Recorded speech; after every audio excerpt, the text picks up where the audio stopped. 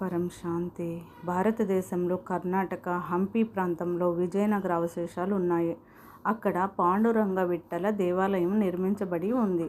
అది భూమిపైన స్వర్గంలోని రాజభవనంలాగా అద్భుతంగా నిర్మించబడింది. దేవతలను సంతోషపరిచే అద్భుత నిర్మాణాలు నిర్మించబడ్డాయి.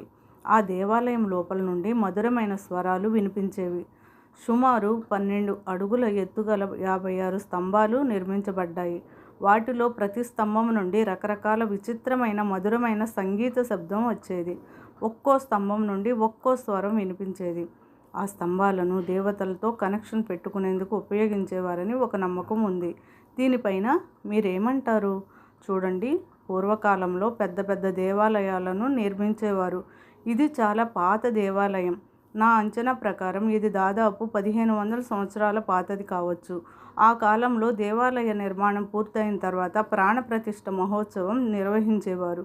అంటే దేవతల విగ్రహాలలో ప్రాణప్రతిష్ఠ చేసి ఆ దేవతల శక్తిని ఆ రాతి విగ్రహాలలోకి ఆహ్వానించేవారు. అలా ప్రాణప్రతిష్ఠ చేయబడిన విగ్రహాలను దర్శించేందుకు వచ్చే భక్తులకు ఆ దేవతలు ఫలితం అందించేవారు. రాతి విగ్రహాలకు కూడా ప్రాణప్రతిష్ఠ చేసేవారు. ఆ దేవాలయంలోని ఎన్ని స్తంభాలైతే ఉన్నాయో అన్ని స్తంభాలలోకి కూడా దేవతలందరినీ ఆహ్వానించేవారు. అప్పుడు ఆహ్వానానికి వచ్చిన దేవతలందరూ తమ ప్రూఫ్ని వదిలి వెళ్ళేవారు.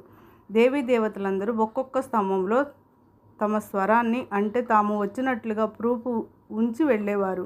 అందువల్ల ఎవరైనా ఆ స్తంభాన్ని తాకగానే అందులోంచి శబ్దం వస్తుంది. ప్రతి ఒక్క స్తంభం లోపల వచ్చే శబ్దం వేరుగా ఉంటుంది. ఆ దేవీ దేవతలు తమ స్వరాన్ని ఆ స్తంభం లోపల ఉంచారు. ఆ మందిరం, ఆ స్తంభం ఉన్నంతకాలం ఆ శబ్దం కూడా ఉంటుంది.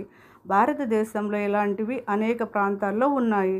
పూర్వం ఆది సనాతన దేవీ దేవత ధర్మం కాలంలో ఇలాంటివి విస్తారంగా ఉండేవి. బాపూజీ ఇక్కడ చెబుతున్నది ఏమిటంటే, ఆ స్తంభాలలో వచ్చే శబ్దం ఆ కాలంలో దేవతలతో కనెక్ట్ అయ్యే మార్గంగా భావించబడింది. అలాగే శబ్దం ద్వారా నక్షత్రాల మధ్యకి వెళ్ళే మార్గం కూడా ఏర్పడుతుందని వారు నమ్మేవారు. గ్రీకు శాస్త్రవేత్త పైథాగరస్ కూడా బ్రహ్మాండం మరియు అందులోని అన్ని వస్తువులు తరంగాల్లో వైబ్రేట్ అవుతాయని చెప్పారు. మొత్తం బ్రహ్మాండంలో సంగీతం నిండి ఉంది. గ్రహాల నుండి కూడా సంగీతం వస్తుందని పైథాగరస్ తన ఉపన్యాసాలలో చెప్పారు. భూమిపైకి దేవతలు వచ్చినప్పుడు వారిని ఆహ్వానించడానికి పూర్వం దేవాలయాలనే ఉపయోగించేవారు. దేవాలయాలలో కూర్చుని ఆహ్వానం చేసేటప్పుడు మంత్రాల ఉచ్చారణ ద్వారా వచ్చే వైబ్రేషన్లు పైలోకాల వరకు చేరేవి. ఉదాహరణకు శుక్రాచార్యుని లేదా బృహస్పతిని లేదా ఇతర దేవతలను ఆహ్వానించాలంటే వారికి సంబంధించిన ప్రత్యేక మంత్రాలను జపించేవారు. ఆ మంత్రాల శక్తి నేరుగా పైలోకాల వరకు లేదా ఇతర లోకాల వరకు వెళ్ళేది. పరం శాంతి.